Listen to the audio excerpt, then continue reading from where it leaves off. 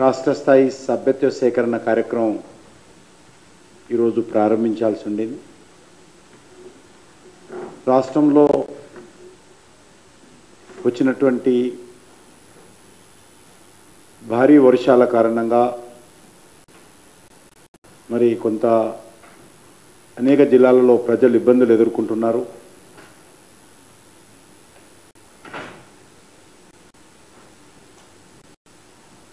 మన పార్టీ కార్యకర్తలు కూడా చాలామంది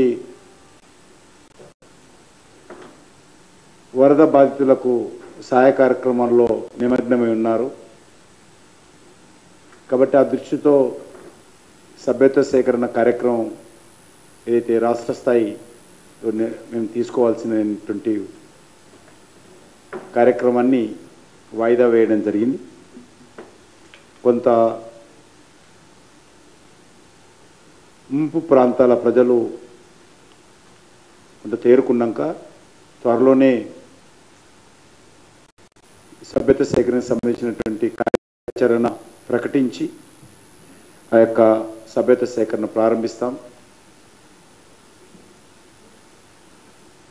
వాస్తవంగా గత 4-5 రోజులుగా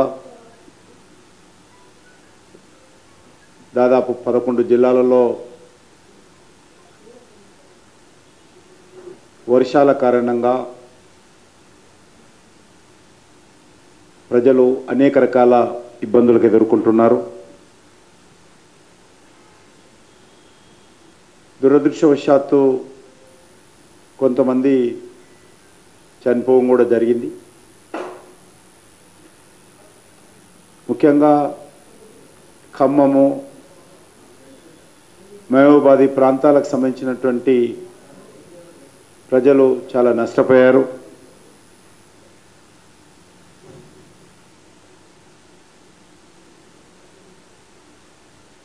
ఆస్తులు నష్టపోవడము, పంట పొలాలు నష్టపోవడము, రోడ్లు, రైల్వే ఇటువంటివి కూడా చాలా ఇబ్బందులకు గురైంది.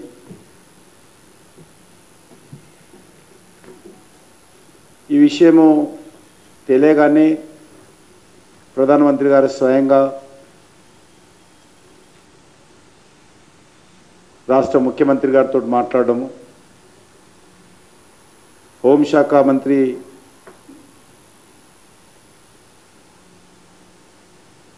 అమిత్ షా గారు కూడా రాష్ట్ర ముఖ్యమంత్రి గారితో మాట్లాడడము, కావలసినటువంటి వరద బాధితులను ఆదుకోవడం కోసం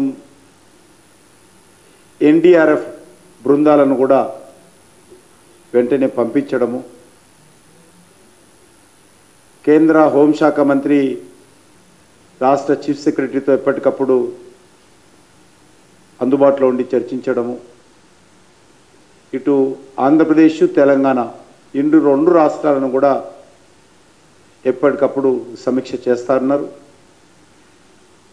హోమ్ మినిస్ట్రీ నుంచి రెగ్యులర్గా మానిటరింగ్ చేసి రాష్ట్ర ప్రభుత్వాలకు కావలసినటువంటి కోఆర్డినేషన్ చేసేటువంటి ప్రయత్నం చేస్తూ ఉన్నాం.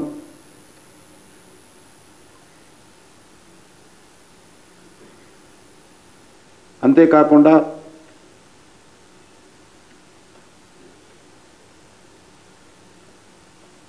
జాతీయ రహదారులు ఏవైతే తెగిపోయాయో, రోడ్లు లేక దెబ్బతిన్నాయో వాటన్నిటిని కూడా వెంటనే మరమ్మతులు చేయాలని చెప్పి ప్రధానమంత్రి కార్యాలయము ఆదేశించడం జరిగింది. మేజర్గా తెలంగాణలో జాతీయ రహదారులు ప్రధానంగా ఖమ్మం ఉమ్మడి జిల్లాలలో, అదేవిధంగా వరంగల్ నుంచి అటు సైడు కొంత రైల్వేకి సంబంధించినటువంటి ట్రాక్స్ ఏవైతున్నాయో అవి కూడా కొంత దెబ్బతిన్నాయి. వాటిని కూడా యుద్ధ ప్రాతిపదిక మీద పునరుద్ధరించాలని వెంటనే ప్రయాణికులు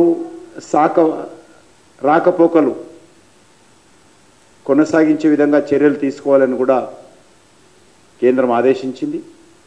ఇవి కూడా చాలా వేగవంతంగా ఎక్కడైతే నష్టపోయాయో జాతీయ రహదారులు కానీ రైల్వేస్ కానీ అవి కూడా పని జరుగుతున్నదనే విషయాన్ని కూడా ఈ సందర్భంగా మనయేస్తా ఉన్నాను. అనేక ప్రాంతాల్లో చిన్న చిన్న చెరువులు తెగిపోవడము, కొంత ముందస్తు హెచ్చరికలు చేసినప్పటికీ కూడా మరి కొంత ప్రాణ నష్టం జరగడము చాలా దురదృష్టకరం. ఆల్ ఇండియా ప్రెసిడెంట్ బీజేపీ జగత్ ప్రకాష్ నడ్డా గారు స్వయంగా నాతో మాట్లాడి వివరాలన్నీ తెలుసుకొని బీజేపీ కార్యకర్తలందరూ కూడా తాత్కాలికంగా ప్రజలకు ప్రభుత్వ యంత్రాంగం కోసం ఎదురు చూడకుండా స్థానికంగా ఎక్కడికక్కడ బాధితులను ఆదుకోవాలి, వాళ్ళని చిక్కుకున్నటువంటి ప్రజలను లోతట్టు ప్రాంతాల నుంచి తరలించే కార్యక్రమంలో భాగస్వాములు కావాలి.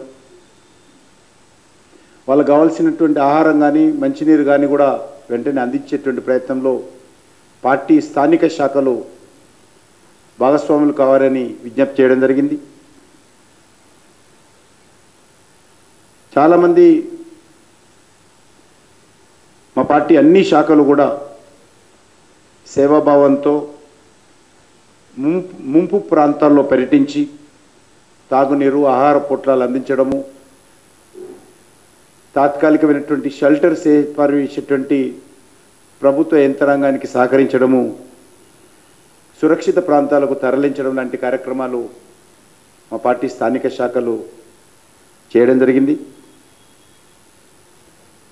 మేము కూడా చాలా స్పష్టంగా మా పార్టీ నాయకులకు ఈ 1-2-3 రోజులు ఎవరి పొరపాట్లున్నా కూడా ఏ రకమైనటువంటి రాజకీయ విమర్శలకు తావు లేకుండా మనము ఈ ప్రకృతి వైపరీత్యం వచ్చిన సందర్భంగా అది చిన్నదైనా పెద్దదైనా మనము సేవాభావనతోటే ఉండాలనే విషయాన్ని చెప్పడం జరిగింది. కొంత 1-2 రోజుల తర్వాత ఎక్కడ పొరపాటు జరిగింది, ఏం జరిగింది దాని మీద లోతైనటువంటి విశ్లేషణ చేయవచ్చు. కానీ అప్పటి వరకు ఆ విషయాల జోలికి పోకుండా ఈ యొక్క సహాయక చర్యల్లోనే భాగస్వాములు కావాలని చెప్పి కూడా నేను మా శాఖలన్నిటిని కోరడం జరిగింది.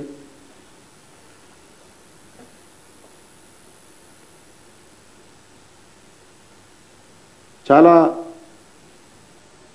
గ్రామాలలో ప్రజలకు యుద్ధ ప్రాతిపదిక మీద ఈ సహకారం అందించాల్సినటువంటి అవసరం ఉందని చెప్పి ఇప్పటికీ నేను భావిస్తూ ఉన్నాను. ఎవరైతే తాత్కాలికంగా రాష్ట్ర ప్రభుత్వం కూడా ఈరోజు డిజాస్టర్ రెస్పాన్స్ ఫండ్ ఏదైతే ఉంటుందో దానికి కేంద్ర ప్రభుత్వం కూడా నిధులు ఇస్తుంది. స్టేట్ డిజాస్టర్ రెస్పాన్స్ ఫండ్ అది రాష్ట్ర ప్రభుత్వం దగ్గర ఇప్పుడు నిధులు ఉన్నాయి, నిధుల కొరత లేదు. కాబట్టి వెంటనే తాత్కాలికంగా అన్ని రకాల అవసరాలకు ఆ డబ్బును ఉపయోగించి బాధితులను ఆదుకునేటువంటి కార్యక్రమం చేపట్టాలని కూడా ఈ సందర్భంగా కోరుతా ఉన్నాను. కొంత రాష్ట్ర ప్రభుత్వము గతంలో టీఆర్ఎస్ ప్రభుత్వం కావచ్చు, ఇప్పుడు ఉన్నటువంటి ప్రభుత్వం కావచ్చు, గతంలో విడుదల చేసినటువంటి నిధులకు స్టేట్ డిజాస్టర్ రిలీఫ్ ఫండ్కి సంబంధించి, రెస్పాన్స్ ఫండ్ రిలీఫ్ ఫండ్కి సంబంధించి ఇంకా యూటిలైజేషన్ సర్టిఫికెట్స్ కేంద్రానికి సమర్పించలేదు. దాని కారణంగా ఈ సంవత్సరం నిధులు విడుదలైనప్పటికీ కూడా రాష్ట్రానికి అది చేరుకోలేదు. ఈ విషయం నేను హోమ్ సెక్రటరీతో మాట్లాడాను. ఇప్పటికి ఉన్నటువంటి డబ్బు అయిపోతే యూటిలైజేషన్ సర్టిఫికేట్ ఇవ్వకున్నా కూడా ఆ డబ్బులు తాత్కాలికంగా ఎమర్జెన్సీగా పంపే విధంగా చర్యలు తీసుకోవాలని చెప్పి కూడా రిక్వెస్ట్ చేశాను. ఇది 1 జూన్కు రిలీజ్ అయింది, ఒక 208 కోట్లు. అది కూడా గైడ్లైన్స్ కానీ కండిషన్స్ కానీ ఫుల్ఫిల్ చేయని కారణంగా కేంద్ర ప్రభుత్వం దగ్గరనే ఉంది. ఆ డబ్బు కూడా పంపే ఏర్పాటు చేస్తాం. స్టేటు ఆడిటర్ జనరల్ రిపోర్ట్ ప్రకారం 1345 కోట్లు ఈరోజు రాష్ట్ర ప్రభుత్వం దగ్గర disaster response fund, state disaster response fund ఉన్నది. అది పూర్తి స్థాయిలో వరద బాధిత ప్రాంతాలకు సంబంధించి సహాయ కార్యక్రమాలకు ఖర్చు చేయవచ్చు. కాబట్టి ఇప్పుడు ఉన్నటువంటి డబ్బు కావచ్చు, ఇంకా గతంలో చేసినటువంటి ఖర్చుకు సంబంధించినటువంటి యూసీ ఇచ్చినట్లయితే మరొక 208 కోట్లు కూడా ఉన్నాయి. ఈ లోపల రాష్ట్ర ప్రభుత్వం ఇచ్చేటువంటి నివేదిక ఆధారంగా కేంద్ర బృందాలు, అధికార బృందాలు వచ్చి ఆ ప్రాంతాల్లో పర్యటిస్తారు. పర్యటించిన ఆధారంగా అంచనా వేసి రాష్ట్రానికి సహకారం అందిస్తారు. కాబట్టి అది పెద్ద ఇబ్బంది కూడా కాదు. కాబట్టి అది వెంటనే ఆ రకమైనటువంటి కార్యక్రమాలకు ముందుకెళ్ళవచ్చు అనే విషయాన్ని కూడా ఈ సందర్భంగా మనవి చేస్తా ఉన్నాను. ఇదే కాకుండా ఎవరైతే వరదల కారణంగా చనిపోయినటువంటి మృతుల కుటుంబాలకు 3 లక్షల రూపాయలు కేంద్ర ప్రభుత్వం ఎక్స్గ్రేషియా ఇస్తుంది. కాబట్టి ఇప్పటికే రాష్ట్ర ప్రభుత్వము 5 లక్షలు ప్రకటించింది. మరొక 3 లక్షలు కేంద్ర ప్రభుత్వం ఈ యొక్క నియమం ప్రకారం ఇచ్చే అవకాశం ఉంది. నాకు తెలియదు ముఖ్యమంత్రి గారు ఈ 3 లక్షలను కలుపుకొని 5 లక్షలు ప్రకటించాడా, లేక రాష్ట్ర ప్రభుత్వం తరఫున ప్రత్యేకంగా 5 లక్షలు ప్రకటించాడా, నాకు ఆ విషయం తెలియదు. కానీ కేంద్ర ప్రభుత్వం నియమావళి మీకు కూడా ఇస్తాను. ఇప్పుడు నామ్స్ ఏవైతే గైడ్లైన్స్ ఇలాంటి ప్రకృతి వైపరీత్యాలు వచ్చినప్పుడు ఏ రకంగా సహకారం అందిస్తామో గైడ్లైన్స్ కూడా మీకు అందిస్తాను. దాంట్లో 3 లక్షలు కేంద్ర ప్రభుత్వం వాటా ఇస్తుంది.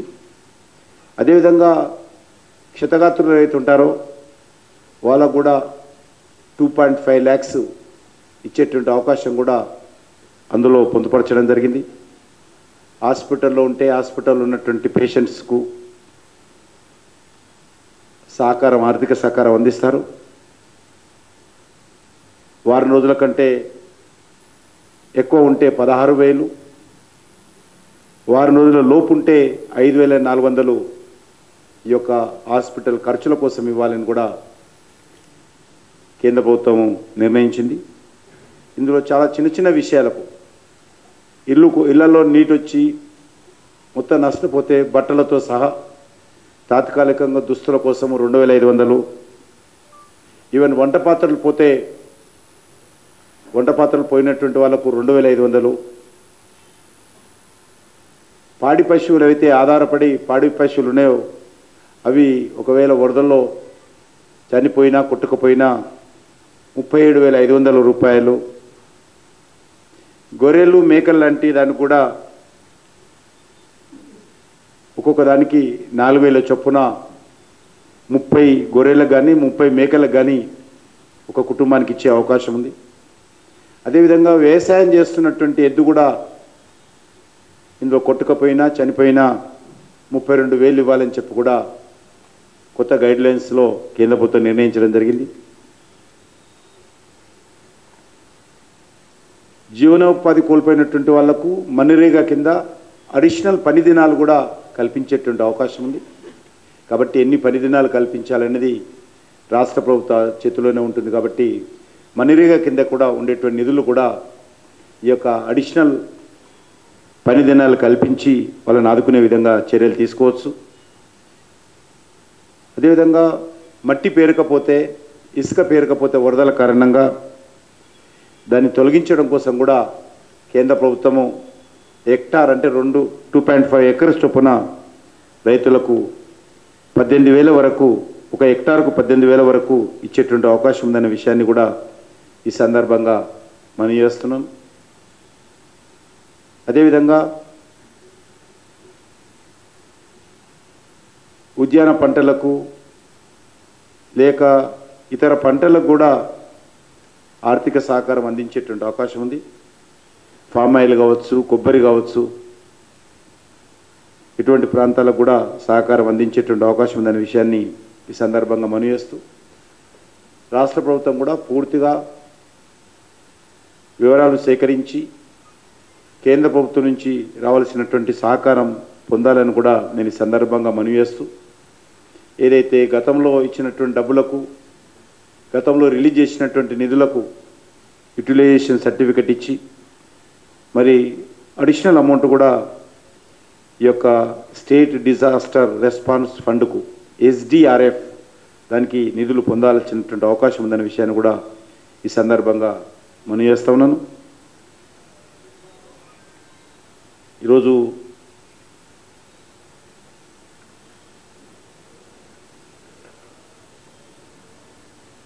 రాష్ట్ర ప్రభుత్వము అవసరమైనటువంటి అన్ని రకాల చర్యలు తీసుకోవాలి. ఎక్కడ కూడా అంటు వ్యాధులు సోకకుండా చర్యలు తీసుకోవాలి. దానికి కావాల్సినటువంటి మెడిసిన్స్ కానీ, డాక్టర్ల బృందాలు కానీ సిద్ధం చేయడం, వరదలు వచ్చినటువంటి ప్రాంతాలలో తాగునీటి సౌకర్యం కల్పించడము, ఇళ్లల్లో వరదల కారణంగా సర్వస్వం కోల్పోయినటువంటి వాళ్లకు ఆ ఇల్లు శుభ్రం చేయడం కానీ నుంచి మొదలు పెడితే వాళ్ళకు కావాల్సినటువంటి అన్ని రకాల వంట పాత్రలు కానీ, వంట సామాగ్రి కానీ కల్పించాల్సినటువంటి అవసరం ఉందనే విషయాన్ని ఈ సందర్భంగా మనం చేస్తా ఉన్నాం.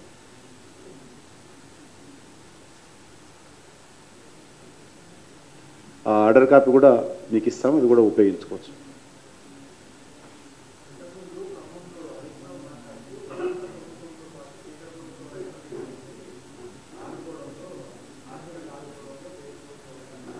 ఇక్కడ ఆర్థికంగా ఎట్లా ఎట్లా ఎట్లా అడుగుగా అలా అడగడం ఉందో నాకు అర్థం కాలేదు.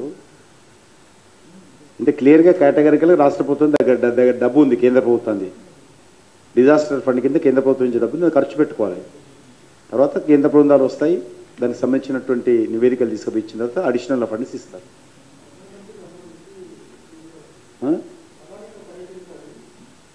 తప్పకుండా అవసరం అనుకుంటే ప్రకటిస్తారు, పర్యటిస్తారు. ఇట్లా అట్లా ఎక్కడ లేదు. ఇప్పుడు జాతీయ విపత్తు ఏడ ప్రకటిస్తారు. ఇప్పుడు సహాయం చేస్తున్నాం కదా, ఏ విపత్తు అయితే ప్రజలను ఆదుకోవాలి, వాళ్ళకు సహకారం అందించాలి. ఇప్పుడు ఉన్న డబ్బు అయితే ఖర్చు పెట్టని ఉండేది. వాళ్ళు అడగడంలో ఏముంది, అందరూ అడుగుతారు. అసలు ఎంతైందో అంచనా లేదు. ఎవరు ప్రజలు అడగపోతే తెలుస్తుంది. ఎవరు ఇంతవరకు అధికారులు పోలేదని చెప్తారు. ఎక్కడైతే బాధితులు ఉన్నారో ఇంతవరకు ఏ అధికారి కూడా మా దగ్గరికి రాలేదని ప్రజలు టీవీలలో చెప్తా ఉంటే, ఇక అంచనా ఏడో కూర్చొని అంచనా వేసి అది ఇది అంటే ఎట్లయితే. జనరల్ మా రూల్ ఏంటంటే, మనము ఇమ్మీడియట్గా పోయి అధికారులను ఇబ్బంది పెట్టొద్దు అనేది ప్రధానమంత్రి ఆదేశం. జనరల్గా అధికారులందరూ కూడా రిలీఫ్ యాక్టివిటీలో ఉన్నప్పుడు మంత్రులు కానీ, కేంద్ర నాయకులు కానీ, ప్రధానమంత్రి కానీ పర్యటించి వాళ్ళ యొక్క దృష్టిని మరి ఇబ్బంది పెట్టకుండా వాళ్ళ యొక్క దాంట్లోనే పనిచేసే విధంగా ఉండాలనేది ఆల్ ఇండియా నామ్స్. మీకు తెలుసు, మొన్న కేరళలో కూడా మొత్తం కొద్దిగా కుదుట పడ్డ తర్వాత ప్రధానమంత్రి గారు వెళ్ళారు. అంత పెద్ద డిజాస్టర్ జరిగిన తర్వాత కూడా అన్ని రకాల సహకారం అందించి కొంత కుదుట పడ్డ తర్వాత అప్పుడు వెళ్ళడం జరిగింది. ప్రజలు ఇంతవరకు వాళ్ళకు మంచినీళ్ళు అందియలేదు, మనం పోయింది లాభం. ఆయన ఇష్టం, అది నేను చెప్పడం. కానీ ఇంతవరకు వాళ్ళకి మంచినీళ్ళు రాలేదు, ఇంతవరకు చిన్నపిల్లలకు పాలు అందడం లేదు, ఇంతవరకు బియ్యం రావడం లేదు, ఆహార పోట్లాలు అందడం లేదు. మనం పోయి చేతులు ఊపితే ఎట్లుంటుంది? కాబట్టి అడగడంలో చేయడంలో తప్పేం లేదు, తప్పకుండా పోతారు.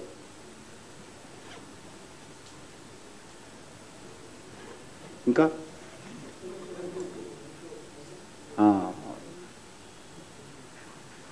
హైదరాబాద్ ముక్తి దివస్ అంటే హైదరాబాద్ లిబరేషన్ డే ఏదైతే గత 2 సంవత్సరాలుగా కేంద్ర ప్రభుత్వం ఆధీనంలో హైదరాబాద్లో జరుగుతుందో అది ఇక భవిష్యత్తులో కూడా ప్రతి సంవత్సరం జరిగే విధంగా కేంద్ర ప్రభుత్వం నిర్ణయం తీసుకుంది. ఈ 1 సంవత్సరం 2 సంవత్సరాలు continuation process. Every year independence day 15th August, republic day 26 జనవరి ఏ రకంగా జరుగుతుందో హైదరాబాద్ లిబరేషన్ డే కూడా సెప్టెంబర్ 17th కేంద్ర ప్రభుత్వం ఆధ్వర్యంలో జరపాలని కేంద్ర ప్రభుత్వము ఆదేశాలు ఇవ్వడం జరిగింది. అందులో భాగంగానే ఈ సెప్టెంబర్ 17th కూడా సికింద్రాబాద్లోని పరేడ్ గ్రౌండ్స్లో ఈ తెలంగాణ గడ్డ మీద నిజాం ఓడించిన రోజు, ఈ తెలంగాణ గడ్డ మీద 3 రంగుల జెండా ఎగిరిన రోజు, ఈ తెలంగాణ గడ్డ మీద భారత రాజ్యాంగం అమలులోకి వచ్చిన రోజు, ఈ యొక్క తెలంగాణ ప్రాంతం భారతదేశంలో విలీనమైన రోజు, భారత సైనికులు నిజాం సైన్యం పైన విజయం సాధించిన రోజు, భారత సైనికులు ట్యాంకులతో ఈ యొక్క తెలంగాణ నిజాం రాజ్యాన్ని చుట్టుముట్టి ఓడించి లొంగ తీసుకొని ఇక్కడ 3 రంగుల జెండా ఎగరేసిన రోజు, ఎక్కడైతే భాషా ప్రయుక్తాలు రాష్ట్రాలు రాకముందు కొన్ని కర్ణాటక భాష మాట్లాడే జిల్లాలు, కొన్ని మరాఠీ మాట్లాడే జిల్లాలు కూడా ఆ రోజు ఈ యొక్క హైదరాబాద్ రాష్ట్రంలోనే ఉండేవి. భాషా ప్రయుక్త రాష్ట్రాలు వచ్చినప్పుడు ఆ జిల్లాలను మహారాష్ట్రలో కొన్ని, కర్ణాటకలో కలపడం జరిగింది. ఇప్పటికీ అక్కడ కర్ణాటక ప్రభుత్వం కానీ మహారాష్ట్ర ప్రభుత్వం కానీ రాష్ట్ర ప్రభుత్వాలు గత అనేక సంవత్సరాలుగా హైదరాబాద్ ముక్తి దివస్ పేరుతో అధికారిక కార్యక్రమాలు కొనసాగిస్తున్నారు ప్రభుత్వం తరఫున. దురదృష్టవశాత్తు తెలంగాణ రాష్ట్రంలో మజ్లిస్ పార్టీకి భయపడి, మజ్లిస్ పార్టీ కారణంగా గతంలో ఉన్నటువంటి ఏ ప్రభుత్వాలు కూడా అనేక ఒత్తిళ్లు వచ్చినప్పటికీ, ఉద్యమాలు జరిగినప్పటికీ, పోరాటాలు చేసినప్పటికీ ఎవ్వరు కూడా చేయలేకపోయారు. చివరకు ప్రతిపక్షంలో ఉన్నటువంటి కేసీఆర్ కూడా చాలా పెద్ద పెద్ద మాటలు మాట్లాడి అధికారంలోకి వచ్చిన తర్వాత ఆయన కూడా చేతులు ఎత్తేశాడు. కాబట్టి ఈరోజు కేంద్ర ప్రభుత్వము చొరవ తీసుకొని కేంద్ర ప్రభుత్వం ఆధ్వర్యంలోనే ఈ ఉత్సవాలు నిర్వహిస్తూ ఉన్నాం. రాష్ట్రంలో అధికారంలోకి వచ్చిన తర్వాత ప్రతి గ్రామంలో ఉన్నటువంటి గ్రామ పంచాయతీ పైన, ప్రతి గ్రామంలో ఉన్నటువంటి ప్రభుత్వ పాఠశాలల పైన రాష్ట్ర వ్యాప్తంగా పెద్ద ఎత్తున ఈ యొక్క ఏదైతే 15th ఆగస్టు స్వాతంత్ర దినోత్సవం, 26 జనవరి గణతంత్ర దినోత్సవం జరుపుతామో అదేవిధంగా అదే స్థాయిలోనే ఈ యొక్క సెప్టెంబర్ 17th ఉత్సవాలను కూడా భారతీయ జనతా పార్టీ జరుపుతుందని అనేక ఎన్నికల్లో కూడా హామీ ఇచ్చాం. అప్పటి వరకు కేంద్ర ప్రభుత్వం ఆధ్వర్యంలో జరపాలనే నిర్ణయాన్ని అమలు చేస్తూ ఉన్నాం గత 2 సంవత్సరాలుగా. ఈ సంవత్సరం కూడా అదే పద్ధతిలో ఉదయం 9 గంటలకు సికింద్రాబాద్ పరేడ్ గ్రౌండ్లో ఈ యొక్క ఉత్సవాలు నిర్వహిస్తాం.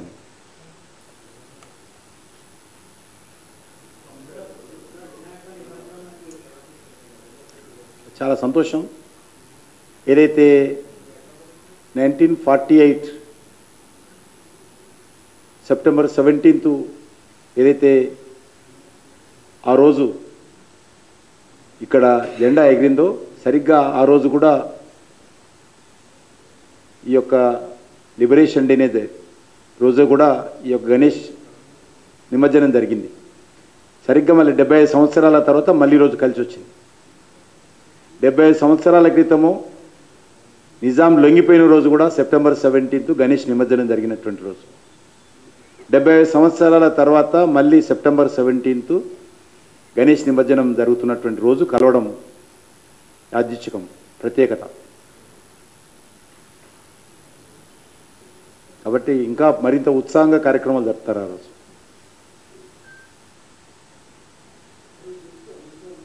అమిత్ షా గారు, ఇప్పటికైతే అమిత్ షా.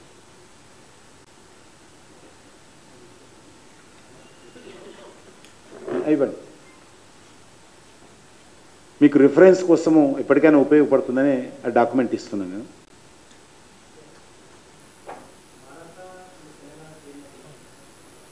ఇంకేమనుకోలే, రేపు మీటింగ్ ఉంది, రేపు ఢిల్లీలో, రేపు నిర్ణయించి పిలుస్తాం. ఎక్కడికి నేను చెప్పిన కదా ఇంతకుముందే, మళ్ళీ మీరు అదే ఆల్రెడీ చెప్పేసినది, దానికి జవాబు వచ్చేసింది.